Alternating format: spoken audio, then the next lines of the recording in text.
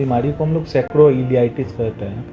तो ये बेसिकली रीढ़ के हड्डी के नीचे और कूल्हे के हड्डी के ऊपर के जॉइंट की खराबी के कारण होता है और उस जॉइंट को हम लोग सैक्रोइलियक जॉइंट कहते हैं। तो सैक्रोइलियक जॉइंट के 100 में से 90 मरीज ज़रूर से दवा से ठीक हो जाते हैं। तो सैक्रोइलियक जॉइंट फ्यूजन हालांकि मुझे जहाँ तक मालूम है बहुत कम लोग करते हैं और चूँकि अपने क्षेत्र में काफ़ी इस तरह के मरीज़ हैं, काफ़ी ऐसे मरीज़ ठीक हुए हैं। अभी एक बच्ची से आप लोगों ने इंटरव्यू लिया है, आपको उसने फीडबैक दिया ही है।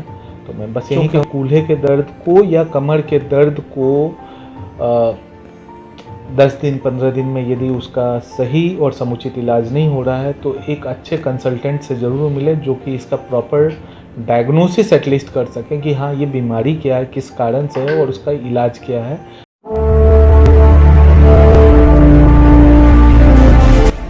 नमस्कार, बिहार मिथिला न्यूज में आपका स्वागत है। दरभंगा में कौन है जिसने आपको रुलाया है 5 साल?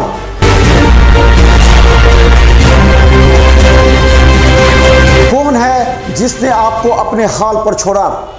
बुरे वक्त में भी आपका साथ नहीं दिया। उखाड़ फेंकिए ऐसे पार्षद और मेयर को।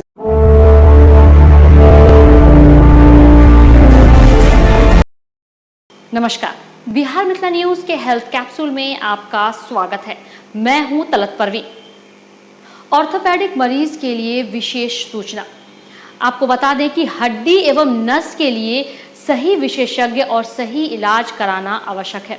कहा जाता है कि एक 15 वर्ष की लड़की जिसके रीढ़ की हड्डी में प्रॉब्लम होने से उसका चलना फिरना उठना बैठना तक मुश्किल हो गया था। बाद में डॉक्टर अभिषेक शराफ के पास इलाज के लिए पहुंची, जहां डॉक्टर अभिषेक शराफ ने 2 mm का चीरा लगाकर ऑपरेशन किया, जिससे मरीज 2 से 3 दिन के अंदर ही न सिर्फ स्वस्थ हो गई बल्कि चलने फिरने भी लगी। वहीं इस खबर को अधिक से अधिक ऑर्थोपेडिक मरीजों तक शेयर करें ताकि उन मरीजों को इसका लाभ मिल सके। जरा गौर से इस खबर को सुने। इस बात का आपको एहसास हो जाएगा कि हड्डी और नस संबंधी बीमारी के लिए छोटे मोटे डॉक्टर या संस्थानों में इलाज कराकर आप स्वस्थ हो सकते हैं, लेकिन ऐसा नहीं होता। यह बीमारी कभी कभी जानलेवा तक साबित हो जाती है या फिर जीवन भर विकलांग बना देती है। ऐसा ही एक मरीज जो 15 वर्षीय लड़की है जिसकी रीढ़ की हड्डी में समस्या होने से वह चल फिर नहीं सकती थी और ना ही उठ बैठ सकती थी।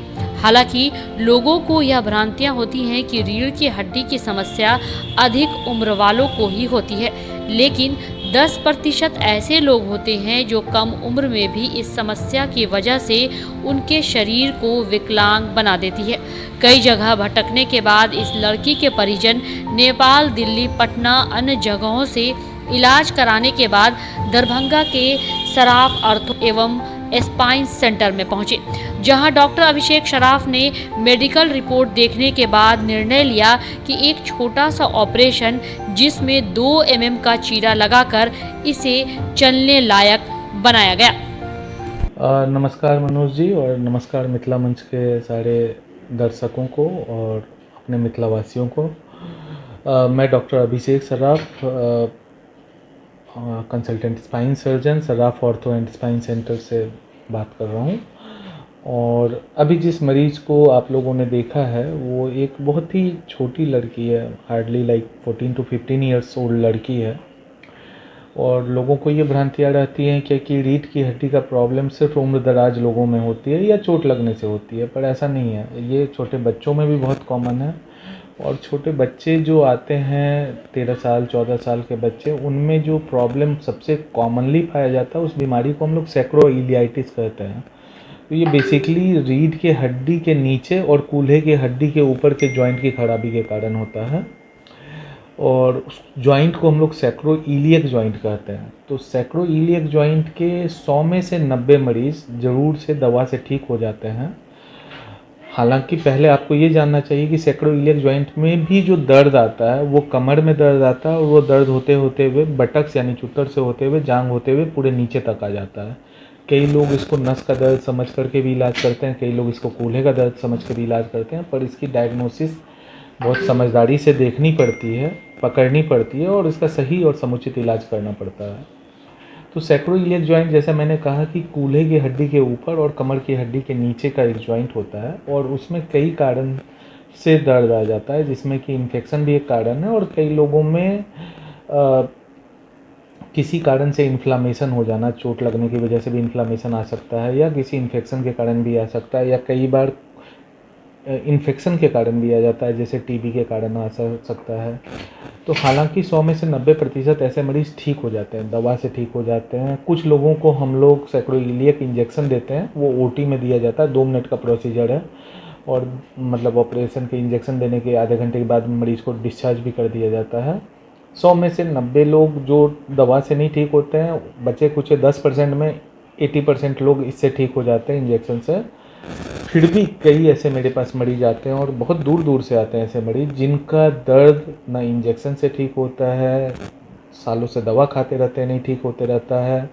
कई बार गलत डायग्नोसिस के साथ आते हैं, सब लोग इलाज कुछ और समझ के कर रहे हैं, बीमारी कुछ और है, और कोई बीमारी को जल्दी पकड़ नहीं पाता है इसको। तो आखिरी उपाय हम लोगों के पास रहता है कि एक छोटी सी सर्जरी होती है, हार्डली 1 से 2 mm का चीरा, मतलब 1 से 2 mm का चीरा लगता है, और कंप्यूटर में देख करके हम लोग उसको सैक्रोइलियक जॉइंट फ्यूजन कहते हैं।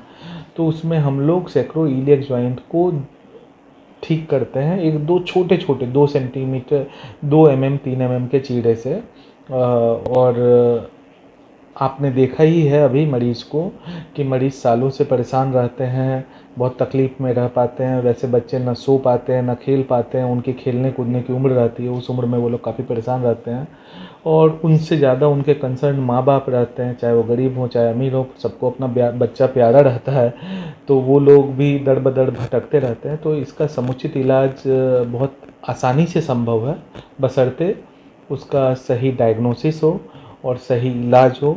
इस तरह की बीमारी को ना हम कह सकते हैं रीढ़ की हड्डी की ये बीमारी है, ना कूल्हे की हड्डी की बीमारी है, ये इन दोनों के बीच के जॉइंट की बीमारी होती है, और ये बहुत कॉमनली बच्चों में भी पाई जाती है।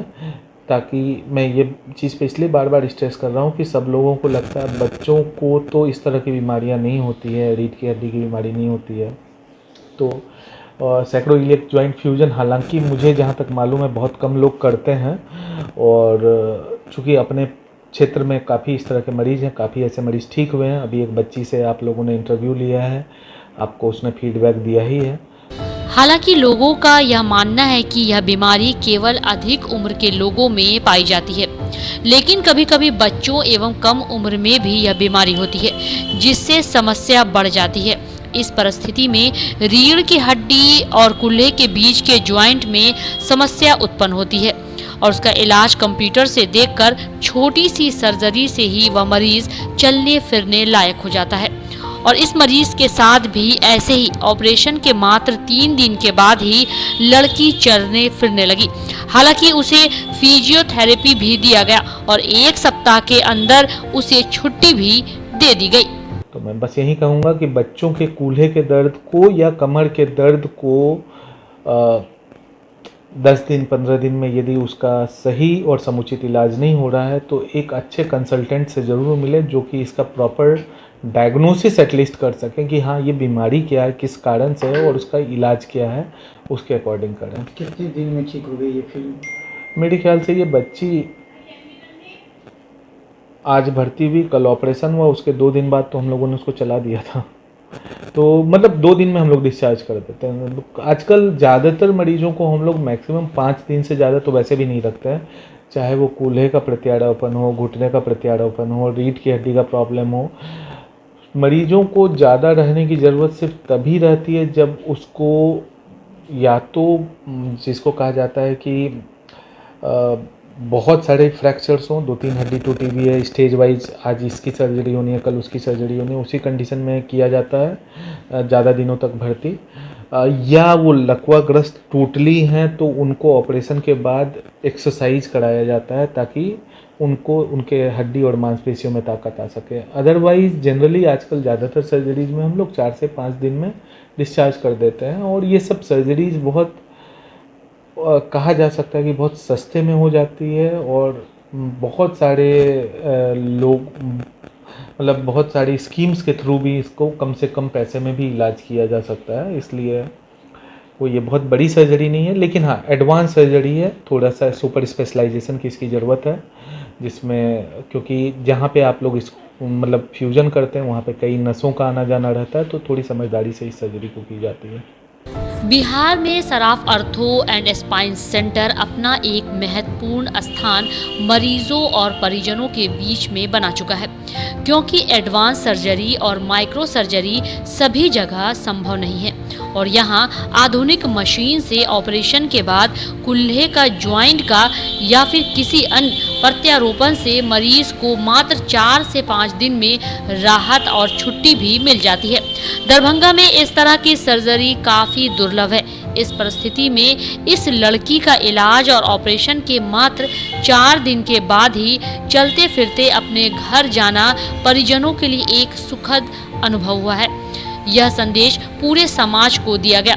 इसलिए आवश्यक है कि हड्डी और नस से संबंधी बीमारी के लिए उसी विशेषज्ञ डॉक्टर से संपर्क कर इलाज प्रारंभ करें, क्योंकि अब विकलांगता का भी समाधान हो चुका है। Bureau report, Bihar Mithila news.